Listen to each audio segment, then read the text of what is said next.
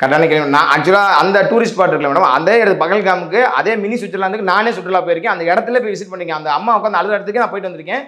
இதுக்கு முன்னாடி பார்த்தீங்க அப்படின்னா நேரடியாக பிஜேபி கவர்மெண்ட், அதாவது காஷ்மீர் வந்து குடியரசுத் தலைவரோட கண்ட்ரோலில் இருந்துச்சு, ராணுவம் நேரடி கட்டுப்பாட்டில் இருந்துச்சு, அங்கே பாதுகாப்பு இருந்துச்சு. நான் இங்கே போயிருக்கேன், 4 அடிக்கு ஒரு ஆர்மி வீரர்கள், ராணுவ வீரர்கள் நிற்பாங்க. இப்போ பார்த்தீங்க அப்படின்னா உச்சநீதிமன்றத்தோட தொடர்ச்சியான அழுத்தத்தினால அங்கே தேர்தல் நடத்தி உமர் அப்துல்லா அங்கே ஜெயிச்சாரு. ஜம்முவில் வந்து பிஜேபி அதிகமான தொகுதியிலையும், காஷ்மீரில் வந்து உமர் அப்துல்லா அதிகமான தொகுதியிலும் ஜெயிச்சாங்க.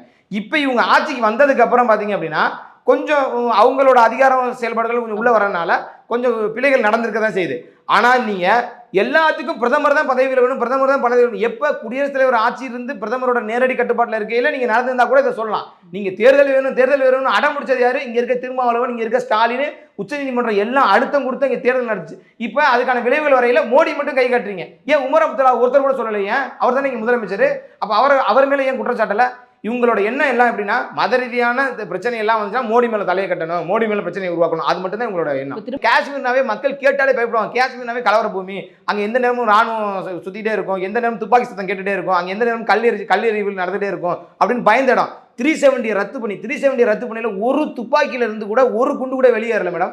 அவ்வளோ அமைதியா 370 ரத்து பண்ணி மக்களுக்கு காஷ்மீர் திரும்பவும் சுற்றுலா தலமா உருவாக்கி கொடுத்தது பிஜேபி அரசாங்கம்.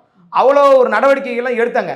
இன்னைக்கு அந்த அரசாங்கத்து காஷ்மீர்ல தேர்தலை நடத்தணும்னு அழுத்தம் கொடுத்தது உச்சநீதிமன்றம். அதுக்கு இந்த எதிர்கட்சிகள் தான் முக்கிய காரணம். இவங்க எல்லாம் பண்ணிட்டு இன்னைக்கு இவ்வளோ காலம் 5-6 வருடங்கள் அமைதியாக நடந்துருந்தது காஷ்மீரில் ஒரு திடீர்னு எதிர்பாராத ஒரு அசம்பாவிதம். இந்த அசம்பாவிதம் இதுக்கான பதிலடி நீங்கள் பார்க்க தான் போறீங்க. இதுக்கான பதிலடி மரணடியாக இருக்கும் பாகிஸ்தானுக்கு.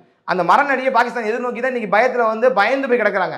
எவ்வளோ சிந்து நதியை நிப்பாட்டியாச்சு, எவ்வளோ வாகா பார்டரை க்ளோஸ் பண்ணியாச்சு, பாகிஸ்தானியர்கள் எல்லாரையும் வெளியேற்றியாச்சு, தொடர்ச்சியான நடவடிக்கை எடுத்திருக்காங்க. உலக நாடுகள் அனைத்தையும் மோடி ஒன்றிணைச்சிருக்காரு. இன்னைக்கு மோடிங்கிற ஒரு தனி நபருக்காக உலக நாடுகள் அனைத்து நிற்கிது. அமெரிக்கா, புதின், இஸ்ரேல் எல்லா நாடுகளும் மோடிங்கிற ஒரு தனி மனுஷனுக்காக இன்னைக்கு இந்தியா பக்கம் வந்து நின்றுட்டு இருக்காங்க. இன்னைக்கு இந்தியா எந்த விதமான தாக்குதல் நடத்தினாலும் அதுக்கு வந்து உலக நாடுகள் வந்து சப்போர்ட் பண்ண போறாங்க.